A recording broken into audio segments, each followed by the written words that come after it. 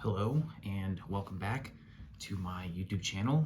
This will be my first weekly update video leading up to the release of The Eclipse and the Boy. In these videos, I'd like to do two things. First of all, I would like to give you guys updates week to week on what I've been doing, the content that I've been uploading, and where you can check that stuff out. And I'll have links to all of those in the description as well. And then the second and longer part of this video, I'd like to go over the process of making the book overall, starting with its inception, which is what I'll talk about today, where the book came from, the idea, and how it expanded. Starting with updates, my YouTube channel is up. This is new. This is about a week old at this point, and I'm really excited with it. I'm excited to put more content out on this account and to promote it more. Throughout the week, I have done a welcoming video, and then I uploaded my first short film, which I worked on, I'd say maybe 4 or 5 months ago. And my goal with those short films is to create traction, just something for you guys to enjoy that brings you to my sort of space, to my social media, while also giving you something completely separate from The Eclipse and the Boy that you can just enjoy for what it is on its own. Throughout the week, I've been working as well on the book, specifically with formatting. I only have one step left, which is page number and headers, which is very complicated to put into a book, but nonetheless, I'm working on that, and that's been enjoyable to figure out. It's a really fun process to write a book and figure out all the steps that it takes to get it made. The concept art for the book has been done for the cover. That is being done by the lovely Emma Breyer, and I'm really excited to show you guys what she's got cooking up for you. It's going to be really cool, and I'll maybe post some of the concept art. If that's something you guys want, comment in the comments below, and I'll make sure to share some of that with you guys. It's been exciting. The last bit of housekeeping information for you guys is I've been working on my own personal website, which should be up pretty soon here, maybe in the next couple of days. And I'm excited for that. That'll be another place where you can see content. That'll be more of a blog style website. So I'll write articles about my poetry, about The Eclipse and the Boy, giving updates and synopsis and everything that you need to know about where sort of my mind goes when I'm creating art. That will be up on that website, as well as some information about me and why I'm writing in the first place. And I'm excited to share that with you guys as well. That'll be really fun.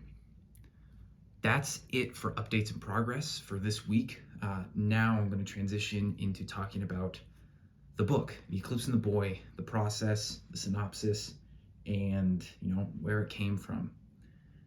I wrote this book at the beginning of the pandemic, that summer of 2020, and I remember I was applying to so many jobs, and I wasn't getting any calls back, offers, or anything.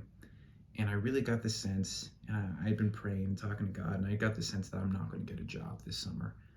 But you're going to write a book, and that's how you're going to spend your summer. You're not going to make any money, any substantial money, but you are going to write a book, and that is going to be your goal, your mission for the next few months. And so that's what I did. One night I was coming up from hanging out with some friends, and there were so many moths out during the summer of 2020, if you guys can remember. And I just remember seeing a moth flicker around a light, and I thought of this sentence: no light shines brighter than a human soul, and no soul shines brighter than a child's. And that was it. That was all I needed.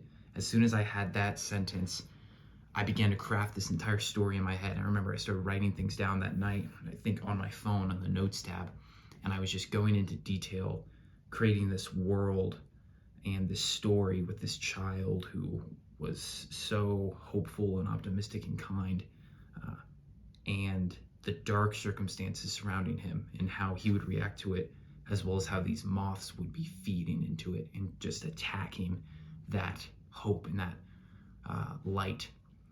And that first line that I came up with, I wrote it down, and then it ended up becoming the first official line of the book. There is a prologue, which I wrote later, that comes before it, but in the first chapter, that is the first line that you'll see.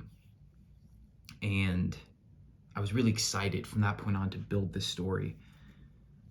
And so structurally, instead of trying to write out a full sort of synopsis or outline for the book first, which is what some authors do, I chose to just jump in writing, which is what some other authors do. And really the difference between those two styles, if you choose to write the book, just go for it and go head first into this story, you will find yourself getting lost, but you'll also find yourself coming up with ideas and letting the story sort of breathe naturally. It won't feel planned out and forced, because it wasn't. It created itself as you made the story. However, if you go with an outline format, sometimes it can really feel more complete and strategic. And this story, I felt like it didn't need that strategy. I wanted it to feel natural. I wanted the messages and the themes of the story to come out naturally instead of being forced into it. And so I just wrote every day, any amount. Some days I didn't write anything, I just deleted things. I deleted a whole chapter from the book. And some days I wrote a sentence, and some days I wrote 4 or 5 pages. And that's how it continued for a little less than 6 months. I wrote the book in about 5.5 months. And when I finished, I let it go, and I started giving it to my dad, Jeff Jesmore, editor.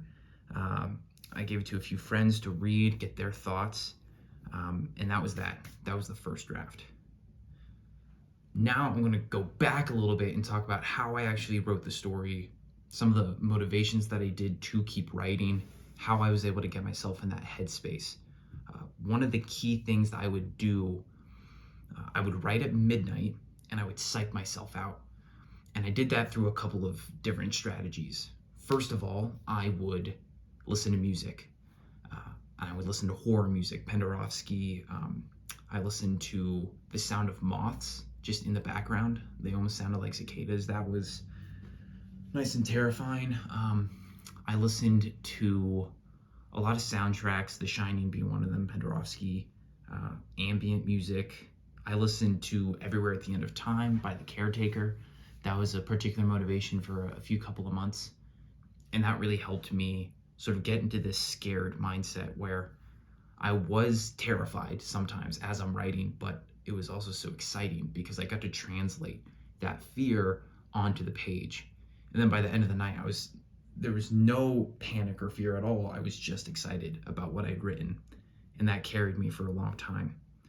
Another strategy of psyching myself out when I felt like music wasn't doing it, or if I listened to the song long enough that it didn't affect me, I would go on late night walks with no music at about midnight, and I would walk. There's a hiking trail just behind my house, and I would go on that and just listen to the wind and to the noise outside and let that sort of psych myself out, scare me just a little bit, and then I'd go back to writing.